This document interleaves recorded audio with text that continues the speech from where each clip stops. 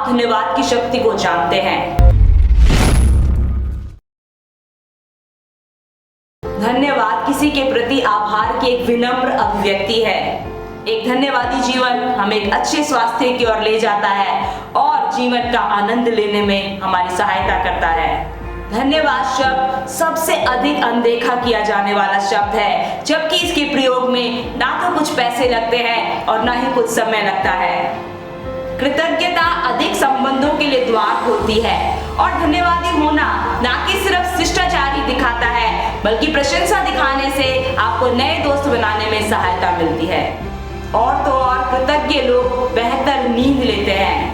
आभार आत्मसम्मान सुधारने में सहायता करता है और आभारी लोग अन्य लोगों की उपलब्धियों की सराहना करने में सक्षम होते हैं। बाइबल धन्यवादी होने के विषय में क्या कहती है? पहला थिस्सलुनीकी अध्याय 5 का 18 इस प्रकार से कहता है, हर बात में धन्यवाद करो, क्योंकि तुम्हारे लिए मसीह यीशु में परमेश्वर की यही इच्छा है। धन्यवाद देना हमारे जीवन में अलौकिक शक्ति को निमंत्रण देता है। धन्यवाद देना हमारे जीवन की शैली होनी चाहिए, ना कि सिर्फ कभी कभी होने वाली कोई घटना।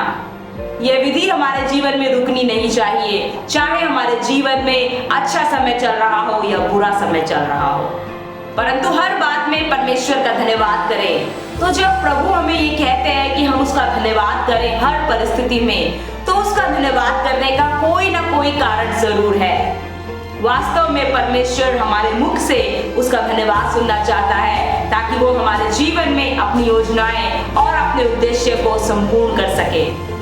लूका अध्याय 17 का 13 से 16 इस प्रकार से कहता है, उन्होंने दूर खड़े होकर ऊंचे शब्द से कहा, हे यीशु, हे स्वामी, हम पर दया कर। उसने उन्हें देखकर कहा, जाओ और अपने आप को याजकों को दिखाओ, और जाते ही जाते वे शुद्ध हो गए। तब उनमें से एक यह देखकर कि मैं चंगा हो गया हूँ, ऊंचे शब्द से परमेश्वर की बड़ाई करता हुआ लौटा और यीशु के पांव पर मुंह के बल गिरकर उसका धन्यवाद करने लगा, और वह सामरी था। जब भी परमेश्वर का धन्यवाद दिया जाता है, वहां पर दैविक काम होता है, जो कि मनुष्य स्वयं नहीं कर सकता। ये जो कोढ़ी प्रभु यीशु के पास धन्यवाद करने आया, उसको प्रभु यीशु मसीह ने 19 वचन में कहा, तब उसने उससे कहा, उठकर चला जा, तेरे विश्वास ने तुझे चंगा किया है।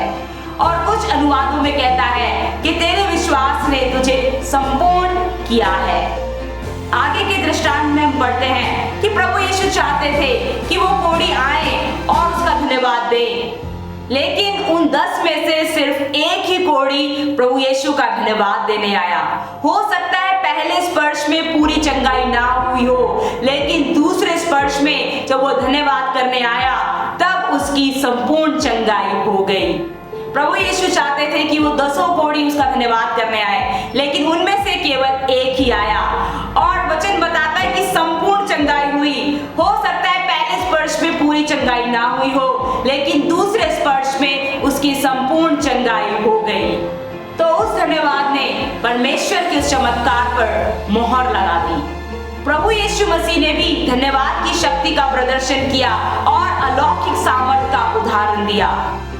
यूहन्ना अध्याय 6 का 11 इस प्रकार से कहता है, तब यीशु ने रोटियां ली और धन्यवाद करके बैठने वालों को बांट दी, और वैसे ही मछलियों में से जितनी वे चाहते थे बांट दिया।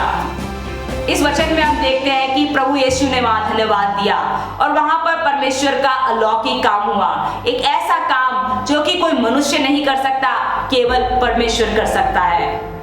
तो जब भी धन्यवाद दिया जाता है, उसका परिणाम बहुतायत होता है। यूहन्ना अध्याय 11 का 41 इस प्रकार से कहता है, तब उन्होंने उस पत्थर को हटाया। यीशु ने आंखें उठाकर कहा, हे पिता, मैं तेरा धन्यवाद करता हूँ, क्योंकि तूने मेरी सुन ली है।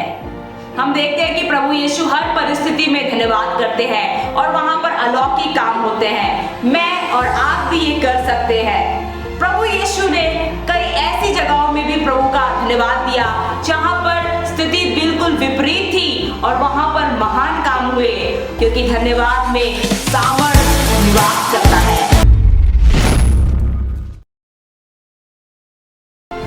बने रहने के लिए धन्यवाद। मैं रश्मि से आशा करती हूँ संदेश आपको पसंद आया होगा। इस संदेश को अपने परिवार के सब जो हमें अपने मित्रों को बांटें ताकि उन्हें भी आशीष मिले। इस चैनल को सब्सक्राइब करें और बेल बटन क्लिक करना ना भूलें ताकि ऐसे प्रेरणात्मक संदेश आपको मिलते रहें।